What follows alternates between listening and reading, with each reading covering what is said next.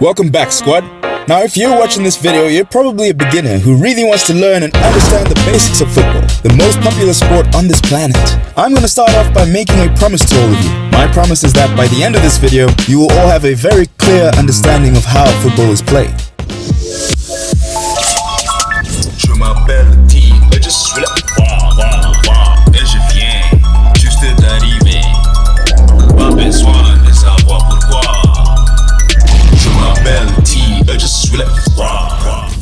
There are many different types of football, like gridiron football, also known as American football, Australian rules football, rugby football, which is either rugby league or rugby union, and Gaelic football. But in this video, the main focus is on explaining all the fundamentals of association football, which is the formal name for the sport commonly referred to as soccer or just football. We will break down what seems like a fairly complex sport into a simpler form which is easy for you to understand. Firstly, we're going to teach you the main regulations of association football. In the upcoming episodes of this series, we will go into more detail about how many players are on each team, what are the different positions, how long are matches, and so forth.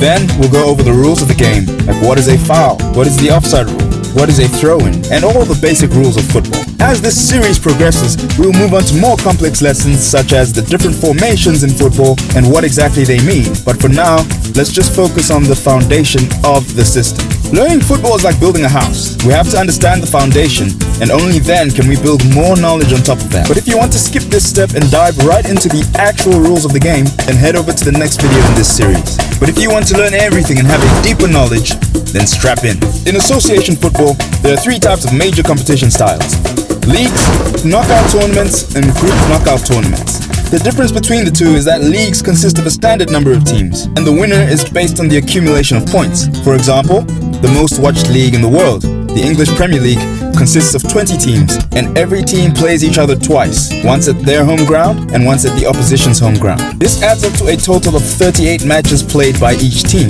No matter how many goals a team scored in a game, the team only gets 3 points for a win, 1 point for a draw, and 0 points for a loss. The team with the most points after the 38 games have been played is crowned the champion and awarded with a trophy. That looks like metal, but is actually plastic, which is filled with cheap champagne. And ain't that sad after playing 38 games? A knockout tournament also consists of a set number of teams, usually 32 teams. The difference between knockout tournaments and leagues is that if a team loses a match in a knockout tournament, they have to exit the competition. So basically they have been knocked out. But group stage knockouts are slightly different. They are a combination of a league and a knockout tournament. At the beginning of the tournament, the teams are seeded and divided into smaller groups, usually groups of 4, but not always. Whoa, wait. What on earth is seeded? We should probably cover that first. Seeded means that the top teams are drawn into separate groups to prevent them from competing against each other. This system exists so that the game is fair for all teams, because if the top teams were only paired against the other top teams, they would have a harder road to the finals than the lower tier teams. Does that make sense? Anyway, now that we have that out the way, let's go back to group stage knockouts. Group stage knockouts, usually comprised of groups of 4 that we mentioned earlier, compete within their group, like in a league. The 2 teams with the most points within that small group progress to the next stage of the tournament. After this, it sort of changes into a knockout tournament.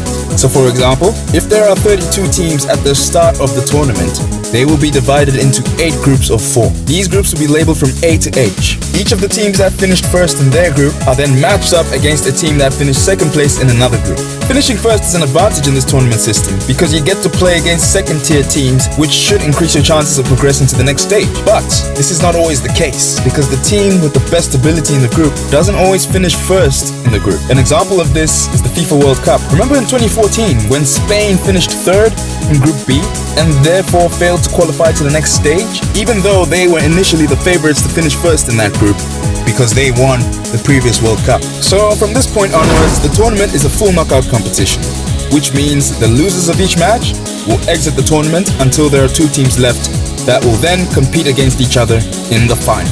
In some competitions, there are 3rd and 4th place matches, which consists of the 2 losing teams from the semi-finals. These are the 3 major types of competition systems you will find in association football.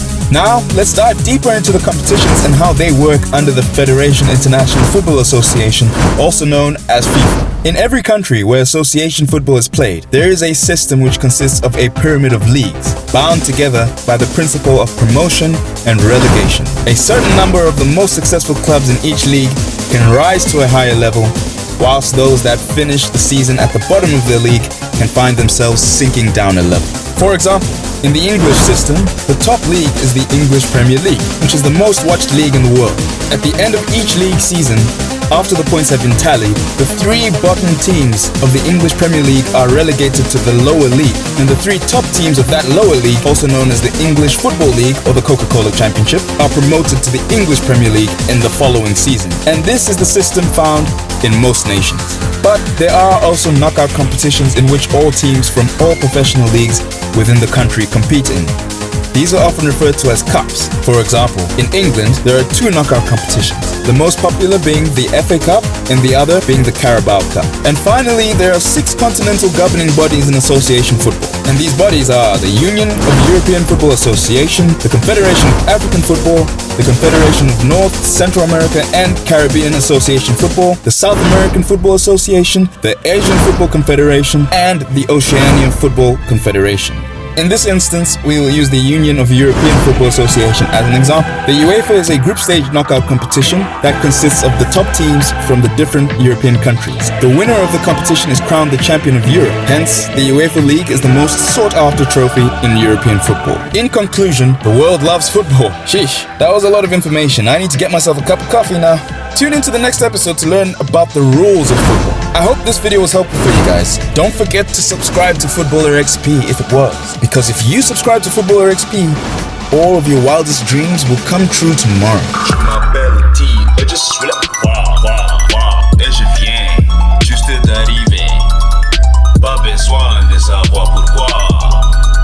Je m'appelle T.